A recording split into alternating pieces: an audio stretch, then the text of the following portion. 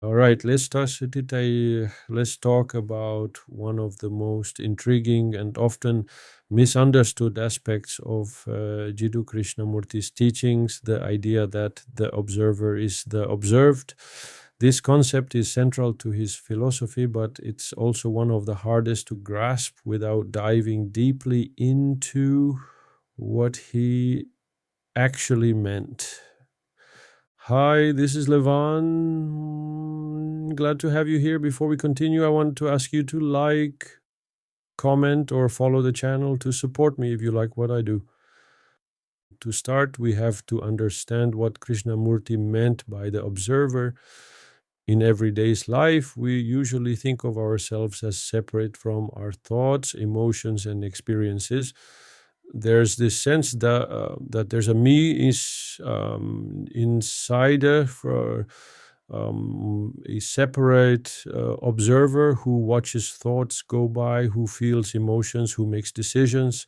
This is such a deeply ingrained way of thinking that we hardly ever question it. But Krishnamurti challenged this directly.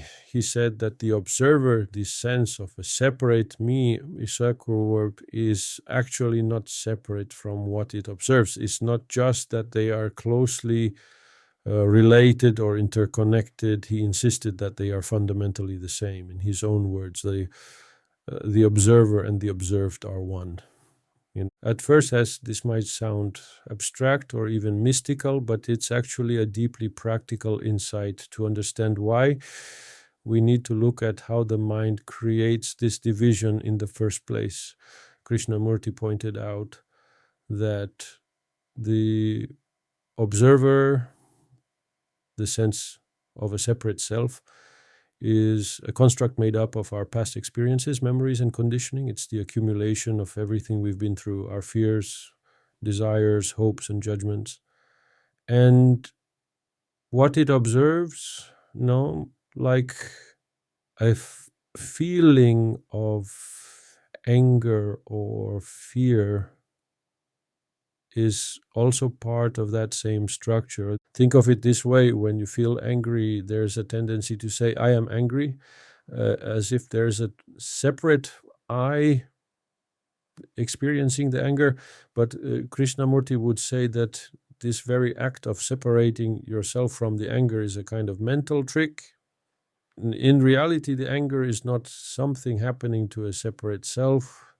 It is you. At that moment, you are angered. The observer is the observed. This isn't just a philosophical idea. It has real implications for how we live, because as long as we maintain this internal division, we create conflict within ourselves.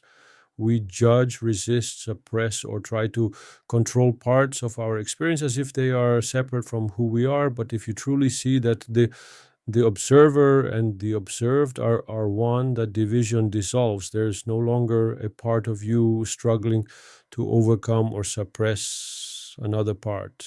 The whole structure of internal conflict collapses. Krishnamurti said this is not a theory to be believed or accepted intellectually. It's something you have to see directly for yourself.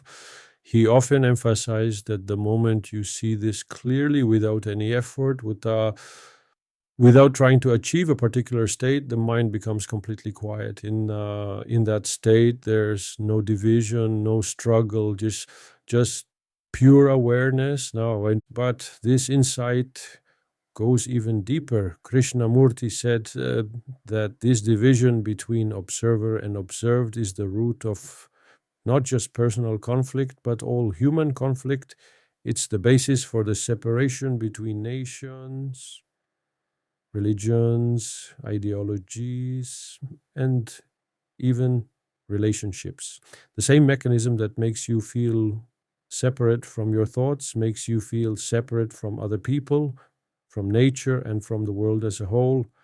Now, you might wonder, if the observer is the observed, does this mean there's no individual self at all?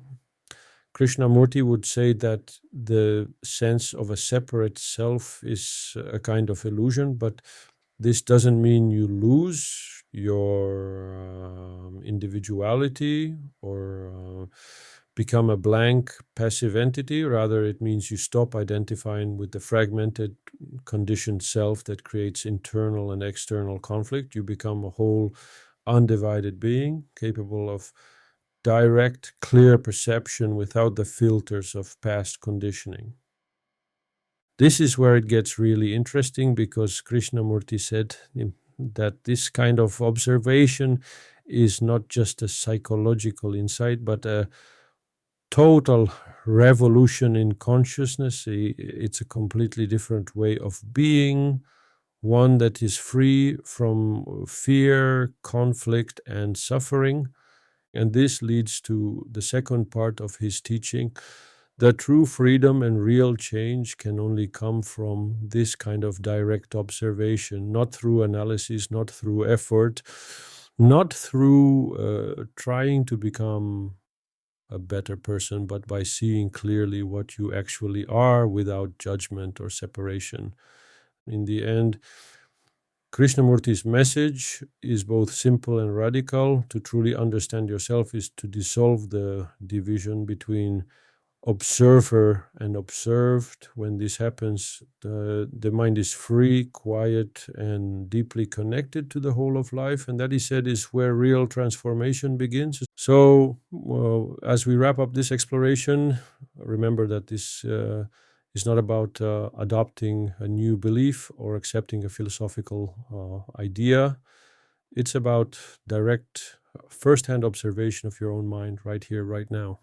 All right, that's the core of it. I hope this helps you grasp what Krishnamurti really meant by this powerful insight. If you find this interesting, maybe it's worth taking a few moments to quietly observe your own thoughts and see what happens when you drop the idea of a separate observer altogether.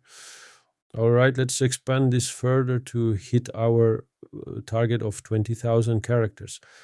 Now, if we take a step back and look at the broader context of Krishnamurti's teachings, we can see that this insight into the observer and the observed is not just standalone concept. It's the foundation for his entire approach to human freedom, psychological transformation, and the nature of consciousness itself. To truly grasp this, we need to explore how this insight connects to some of his other core ideas, like the nature of fear, desire, and the role of time in human suffering.